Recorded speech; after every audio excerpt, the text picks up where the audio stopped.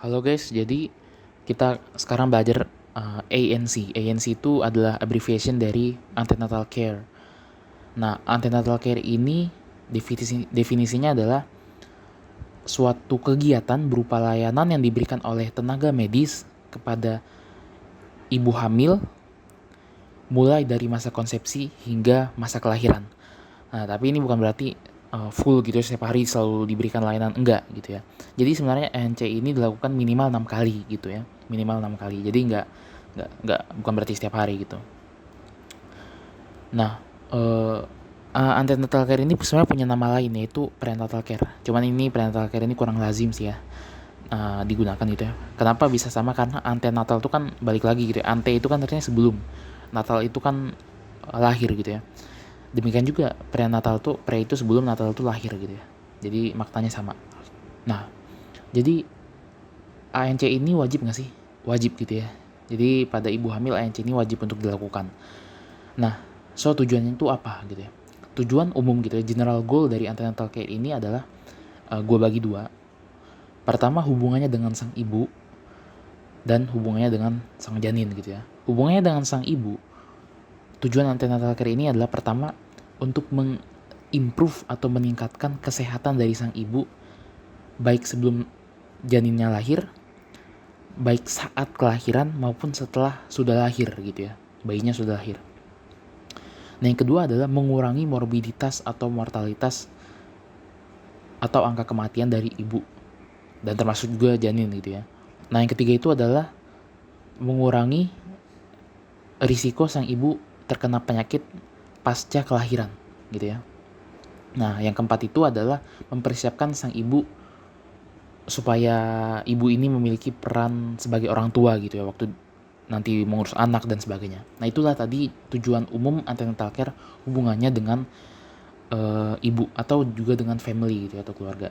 Nah, gimana hubungannya dengan fetal, dengan janin atau neonatus juga nanti waktu dia sudah lahir gitu ya. Pertama, hubungannya itu adalah meningkatkan kesejahteraan janin dalam rahim. Kedua, yaitu mengurangi prematuritas pada janin. Kemudian juga mengurangi terjadinya IUGR gitu ya. Prematur ini bisa terjadi karena anomali kongenital gitu. Nah, yang ketiga adalah optimalisasi atau memaintain pertumbuhan sang janin. Nah, yang keempat itu adalah mengurangi lama perawatan di rumah sakit, atau bahasa Inggrisnya itu adalah reduce hospital loss gitu ya, reduce hospital loss. Nah, prinsip di dalam ANC ini adalah 10T. Nah, T yang pertama itu adalah timbang berat badan, ya, berat badan si ibunya gitu ya. T yang kedua itu adalah tekanan darah, artinya ukur tekanan darah sang ibu. T yang ketiga itu adalah tinggi fundus uteri. Nah, T yang keempat itu adalah tetanus toxoid.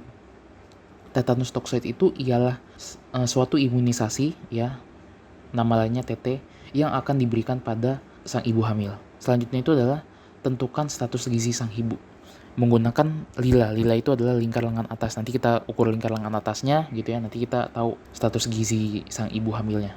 Nah, T yang selanjutnya itu adalah tablet tambah darah, atau di sini tablet zat besi gitu ya. Sebenarnya bukan tablet zat besi sih, tablet tambah darah.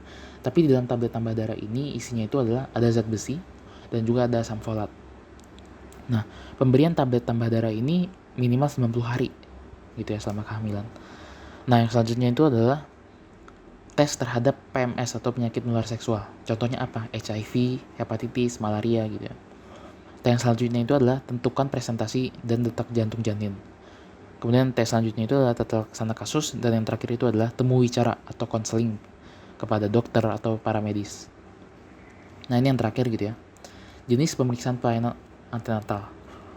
Nah, jadi tadi kan gue bilang kan 6 kali gitu ya selama kehamilan minimal. Nah, 6 kali itu bagaimana gitu ya? 6 kali itu 2 kali di trimester pertama, 1 kali di trimester kedua, dan 3 kali di trimester 3. Oh ya, sorry. Ini gue garisin gitu ya. Nah, mulai ini ke bawah gitu ya. Protein urin, gula darah malaria, BTA, darah sifilis, serologi, HIV, USG. Itu semua nggak wajib dilakukan. Itu semua baru dilakukan apabila ada indikasi gitu ya. Nah, trimester pertama yang dilakukan tuh ini. Jadi kita lihat keadaan umum sang ibu, Maksudnya gimana? Jadi kita memosisikan sang ibu waktu dia datang. Apakah sang ibu itu berjalan sendiri kah, atau dipapah kah, atau pakai kursi roda kah, bagaimana gitu kan. Kemudian waktu anamnesis kita juga lihat keadaan ibunya gitu. Lalu sama kita ukur suhu tubuh, tekanan darah gitu ya, berat badan ibu, dan juga lingkar lengan atas. Sorry ini nomornya salah, harusnya nomor 5 gitu ya. Nah TFU, presentasi janin dan DJJ belum kita lakukan. Karena itu dilakukan di trimester kedua. Sebaliknya yang kita lakukan itu adalah pemeriksaan HB. Tujuannya apa? Tujuannya untuk menilai apakah ada gejala anemia gitu ya. Karena biasanya ada istilah anemia fisiologis. Fisiologis itu. Artinya apa? Artinya tubuh melakukan suatu kompensasi sehingga mau tidak mau sang ibu kadar HB-nya di bawah normal gitu ya. Karena apa? Karena sang ibu juga sedang mengandung janin gitu ya. Nah tentu kita juga harus mengukur golongan darah gitu ya. Untuk apa? Untuk pertama kalau misalnya nanti anemia tentu kita kasih tablet tambah darah. Tapi kita juga bisa lakukan tata laksana yaitu transfusi darah. Nah kita harus tahu dari pemeriksaan golongan darah. Yang kedua adalah golongan darah ini fungsinya untuk menilai apakah nanti akan ada reaksi golongan darah dengan antara ibu dengan sang janin atau tidak. Nah di trimester kedua sama, kita lakukan pemeriksaan keadaan umum, suhu tubuh, tekanan darah, berat badan, nalila nggak usah. Nah di sini kita mulai lakukan TFU, lalu presentasi janin dan detak jantung janin. Nah pemeriksaan HB ini nggak dilakukan lagi, mengingat bahwa ya trimester kedua ini hanya sekali aja. Kemudian nanti di trimester ketiga bakal dilakukan lagi pemeriksaan HB-nya. Nah di trimester 3 sama, KU diukur, suhu tubuh diukur, tekanan darah diukur, BB pun juga diukur, TFU diukur lagi, presentasi janin diukur lagi, DJJ diukur lagi, dan pemeriksaan HB diukur lagi. Nah golongan darah nggak usah. Oke. Nah itu tadi adalah penjelasan yang super duper singkat gitu ya mengenai antenatal care gitu ya. Jadi gue harap lu tetap belajar lagi gitu ya lewat textbook, lewat sumber-sumber lainnya gitu ya. Oke, jadi terima kasih. Mohon maaf kalau ada salah. Tuhan memberkati.